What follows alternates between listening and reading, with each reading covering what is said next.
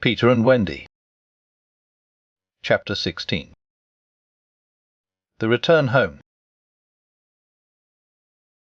By 2 bells that morning they were all stirring their stumps, for there was a big sea running, and Tootles, the bo'sun, was among them, with a rope's end in his hand and chewing tobacco.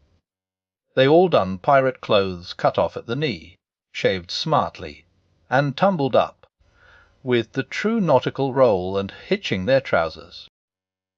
It need not be said who was the captain. Nibs and John were first and second mate. There was a woman aboard. The rest were tars before the mast, and lived in the forecastle.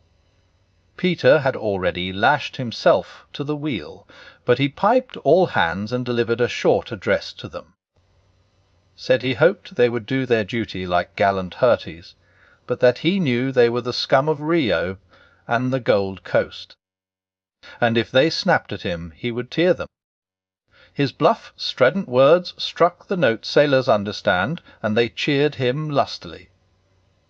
Then a few sharp orders were given, and they turned the ship round and nosed her for the mainland. Captain Pan calculated, after consulting the ship's chart, that if this weather lasted they should strike the Azores about the 21st of June, after which it would save time to fly. Some of them wanted it to be an honest ship, and others were in favour of keeping it a pirate, but the captain treated them as dogs, and they dared not express their wishes to him even in a round robin. Instant obedience was the only safe thing. Slightly got a dozen for looking perplexed when told to take soundings.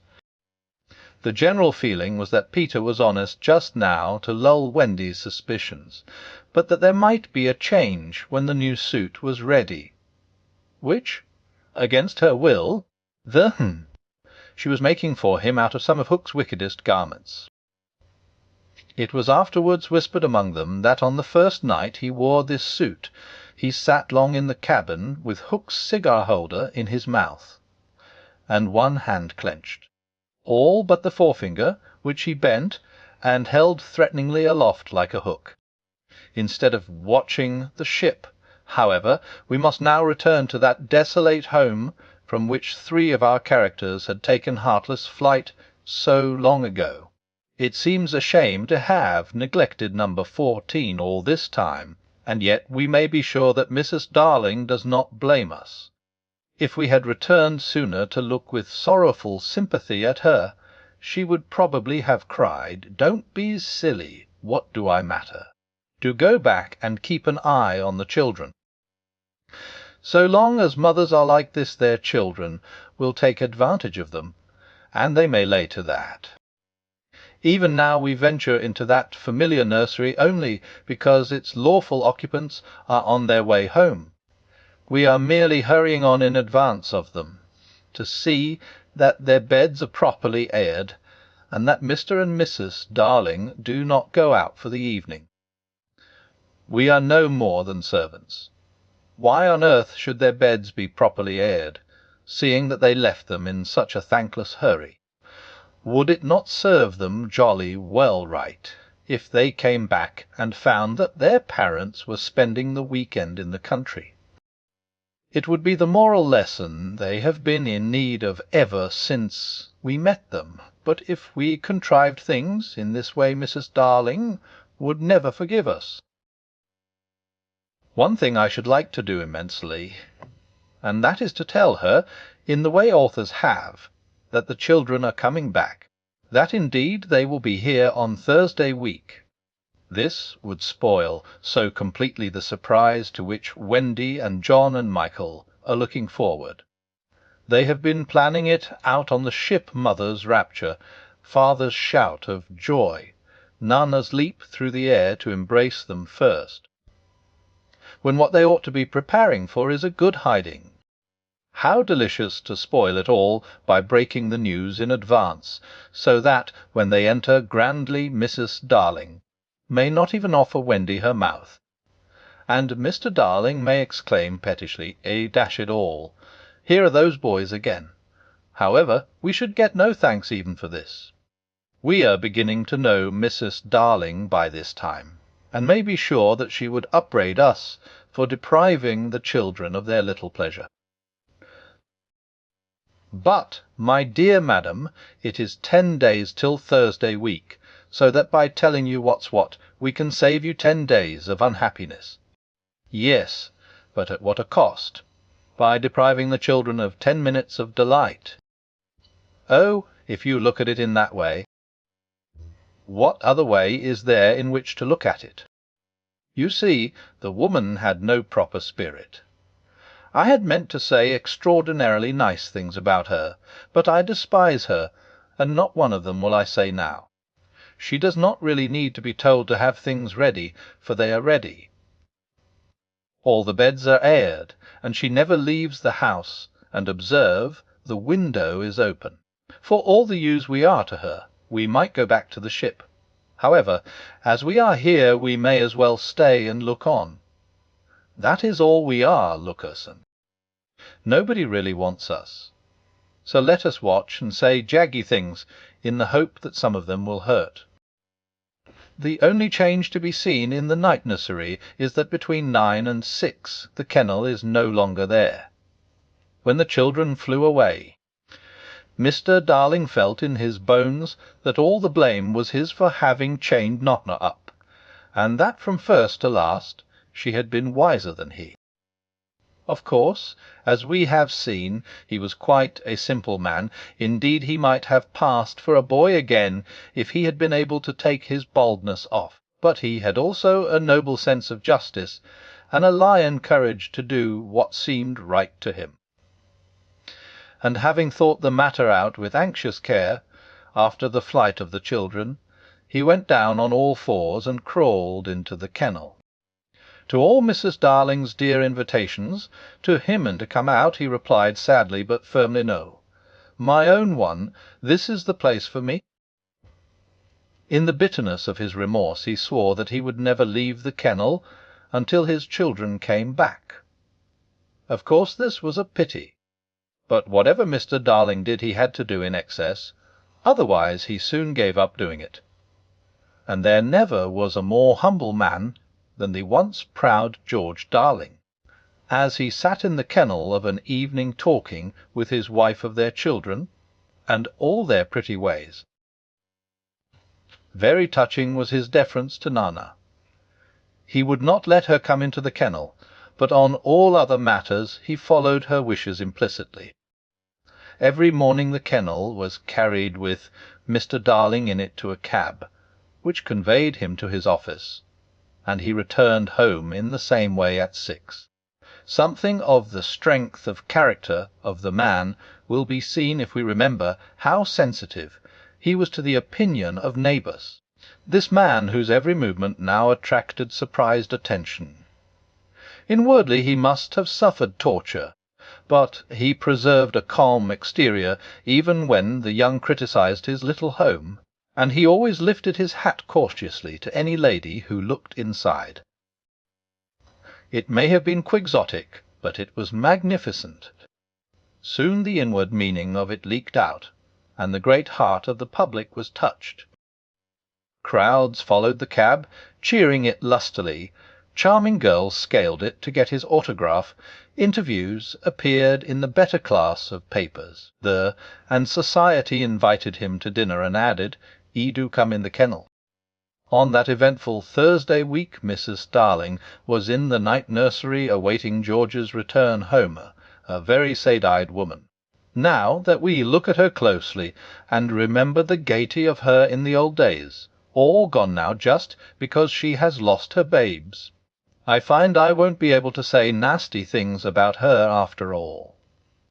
If she was too fond of her rubbishy children, she couldn't help it. Look at her in her chair, where she has fallen asleep. The corner of her mouth, where one looks first, is almost withered up. Her hand moves restlessly on her breast, as if she had a pain there. Some like Peter best, and some like Wendy best, but I like her best. Suppose, to make her happy, we whisper to her in her sleep that the brats are coming back. They are really within 2 miles of the window now, and flying strong, but all we need whisper is that they are on the way. Let's.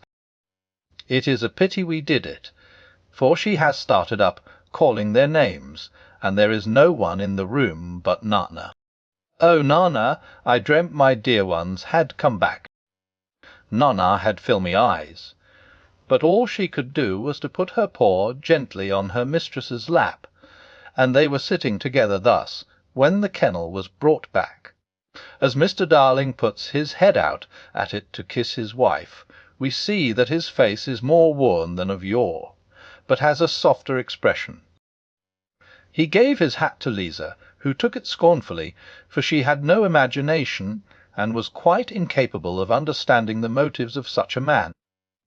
Outside, the crowd who had accompanied the cab home were still cheering, and he was naturally not unmoved. "Listen to them," he said. "It is very gratifying." "Lot of little boys," sneered Liza. "There were several adults to-day," he assured her with a faint flush, but when she tossed her head, he had not a word of reproof for her. Social success had not spoilt him, it had made him sweeter. For some time he sat half out of the kennel, talking with Mrs. Darling of this success, and pressing her hand reassuringly when, she said, she hoped his head would not be turned by it. "But if I had been a weak man," he said. "Good heavens, if I had been a weak man!" "And, George," she said timidly, "you are as full of remorse as ever, aren't you?" "Full of remorse as ever, dearest. See my punishment, living in a kennel." "But it is punishment, isn't it, George? You are sure you are not enjoying it?" "My love." You may be sure she begged his pardon, and then, feeling drowsy, he curled round in the kennel. "Won't you play me to sleep?" he asked. "On the nursery piano," and as she was crossing to the day nursery, he added thoughtlessly, "and shut that window. I feel a draught." "Oh, George, never ask me to do that. The window must always be left open for them, always, always." Now it was his turn to beg her pardon, and she went into the day nursery and played, and soon he was asleep, and while he slept, Wendy and John and Michael flew into the room. Oh no, we have written it so, because that was the charming arrangement planned by them before we left the ship, but something must have happened since then, for it is not they who have flown in, it is Peter and Tinker Bell. Peter's first words tell all. A quick tink, he whispered, close the window, bar it, that's right. Now you, and I must get away by the door. When Wendy comes she will think her mother has barred her out, and she will have to go back with me. Now I understand what had hitherto puzzled me. Why, when Peter had exterminated the pirates, he did not return to the island and leave Tink to escort the children to the mainland. This trick had been in his head all the time. Instead of feeling that he was behaving badly, he danced with glee. Then he peeped into the day nursery to see who was playing. He whispered to Tink, "It's Wendy's mother. She is a pretty lady, but not so pretty as my mother. Her mouth is full of thimbles, but not so full as my mother's was." Of course he knew nothing whatever about his mother, but he sometimes bragged about her. He did not know the tune, which was Home, Sweet Home, but he knew it was saying, "Come back, Wendy, Wendy," and he cried exultantly, "You will never see Wendy again, lady, for the window is barred." He peeped in again to see why the music had stopped, and now he saw that Mrs. Darling had laid her head on the box, and that 2 tears were sitting on her eyes. "She wants me to unbar the window," thought Peter, "but I won't, not I." He peeped again, and the tears were still there, or another 2 had taken their place. "She's awfully fond of Wendy," he said to himself. He was angry with her now for not seeing why she could not have Wendy. The reason was so simple. I'm fond of her too. We can't both have her, lady. But the lady would not make the best of it, and he was unhappy. He ceased to look at her, but even then she would not let go of him.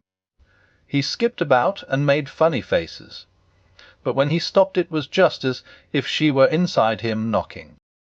"Oh, all right," he said at last, and gulped.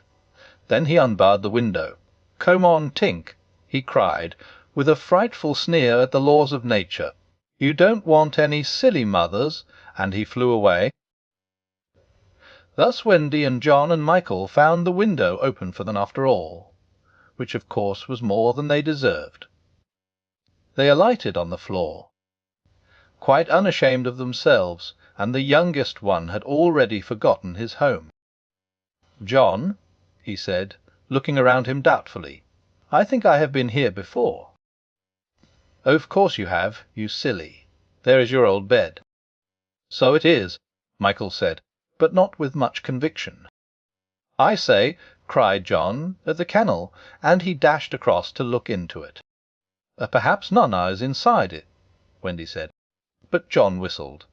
"Hello," he said, "there's a man inside it." "It's father," exclaimed Wendy. "Let me see father." Michael begged eagerly, and he took a good look. "He is not so big as the pirate I killed," he said with such frank disappointment that I am glad Mr. Darling was asleep. It would have been sad if those had been the first words he heard his little Michael say. Wendy and John had been taken aback somewhat at finding their father in the kennel. "Surely," said John, like one who had lost faith in his memory, "he used not to sleep in the kennel." "John," Wendy said falteringly, "perhaps we don't remember the old life as well as we thought we did." A chill fell upon them, and served them right. "It is very careless of mother," said that young scoundrel John, "not to be here when we come back." It was then that Mrs. Darling began playing again. "It's mother," cried Wendy, peeping. "So it is," said John. "Then are you not really our mother, Wendy?" asked Michael, who was surely sleepy. "Oh dear!" exclaimed Wendy, with her first real twinge of remorse. "It was quite time we came back." "Let us creep in," John suggested, and put our hands over her eyes. But Wendy, who saw that they must break the joyous news more gently, had a better plan. "Let us all slip into our beds, and be there when she comes in, just as if we had never been away." And so, when Mrs. Darling went back to the night nursery to see if her husband was asleep, all the beds were occupied. The children waited for her cry of joy, but it did not come. She saw them, but she did not believe they were there. You see, she saw them in their beds so often in her dreams that she thought this was just the dream hanging around her still. She sat down in the chair by the fire where in the old days she had nursed them. They could not understand this, and a cold fear fell upon all the three of them. "Mother!" Wendy cried. "That's Wendy," she said, but still she was sure it was the dream. "Mother!" "That's John," she said. "Mother!" cried Michael. He knew her now. "That's Michael," she said, and she stretched out her arms for the three little selfish children they would never envelop again. Yes, they did. They went round Wendy and John and Michael, who had slipped out of bed and run to her. George, George," she cried when she could speak, and Mr. Darling woke to share her bliss, and Nana came rushing in. There could not have been a lovelier sight, but there was none to see it except a strange boy who was staring in at the window. He had ecstasies innumerable that other children can never know, but he was looking through the window at the one joy from which he must be for ever barred.